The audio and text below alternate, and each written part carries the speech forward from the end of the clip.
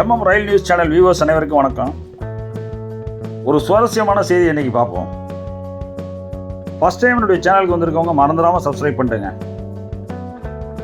ஒரு போலீஸ்கார் டிக்கெட் எடுக்காமல் போனார். டிக்கெட் கேட்ட கண்டக்டர்கிட்ட சண்டை போட்டார்.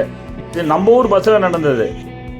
இது என்ன பிரமாதம், ஒரு எம்எல்ஏ ட்ரெயினில் ஏறி நின்று டிடிஆர்கிட்ட சண்டை போடாரு பாருங்க. இவர் தாங்க அந்த எம்எல்ஏ காணிச்சந்திர மண்டல், மேற்கு வங்காளம் நவாகிராம் தொகுதி எம்எல்ஏ. செப்டம்பர் 2ஆம் தேதி மால்டா டவுன்லேருந்து ஹவுரா போகிற இன்டர்சிட்டி எக்ஸ்பிரஸில் 2 டிக்கெட் புக் பண்ணியிருந்தார். அவர் ஹாக்ரா காட்லேருந்து ஹவுரா போகிறதுக்காக அந்த டிக்கெட்டுகளை புக் பண்ணியிருந்தார். அவருக்கு C18 C19 டிக்கெட்டு கன்ஃபார்ம் ஆகிருந்தது. அவரோட கூட 2 பேர் துணைக்கு வந்திருந்தாங்க. அதில் ஒருத்தர்கிட்ட டிக்கெட் இருந்தது, ஒருத்தர்கிட்ட வேற ஒரு டிக்கெட் இருக்குது. அந்த நபருக்குள்ள டிக்கெட் இல்லை. அது எம்எல்ஏனா கூட 2 பேர் போக வேணாமா? நம்ம ஊர் வழியாக போகிற ட்ரெயின் தானே, கூட 2 பேரை கூட்டிகிட்டு போயிருக்காரு, அவ்வளோதான். அன்னைக்கு அந்த ட்ரெயினில் டிடிஆர் ரொம்ப ஸ்ட்ரிக்ட் ஆஃபீஸர் போல. என்ன நடக்குதுன்னு பாருங்க. কথা বলছেন ডিক্টেটরশিপ দেশে বাস করছেন নাকি ডেমোক্রেসিটা মেইনটেইন করেন? আপনি এমএলএ বলে যা খুশি এমএলএ বলে চলে আসবেন আর দিয়ে ট্রেনে এরকম একটা হ্যাজার্ড একটা ক্যাওয়াস সৃষ্টি করছেন, অন্যের টিকিটে চলে আসবেন। আপনি করছেন দেখাতে পারছেন না, আপনি টিকিট দেখান, আপনি যথাযথ লিগ্যাল টিকিটটা দেখান টিকিটে তো দেখান না। আপনার সাথে একটু সাহায্য দিন। কার টিকিট নেই? কেন নিয়ে এসেছেন? টিকিট নেই তো টিকিট নেই।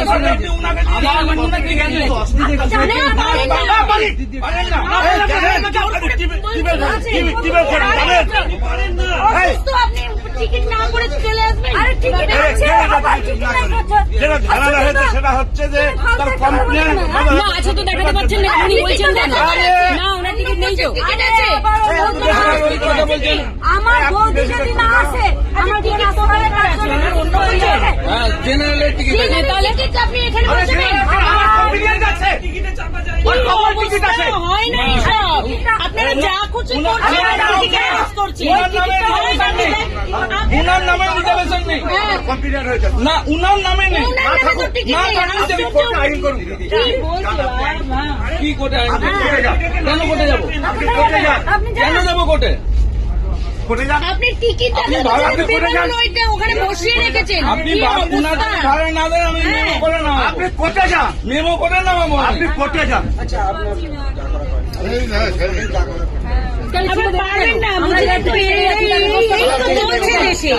এই তো চলছে, আপনি বেশি বলবেন আপনার লাশ বাইরে পড়ে থাকবে, এই তো চলছে দেশে।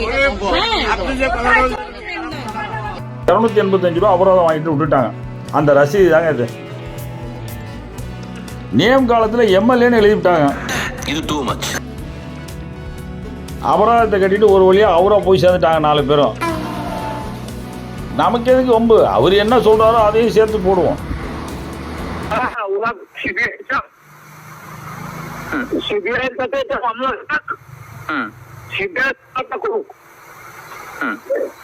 সিবিআই করুক, আমার টিকিট আছে, আমি ট্রেনে এসেছি, আমার তার নমুদ আছে, রিপোর্ট আছে।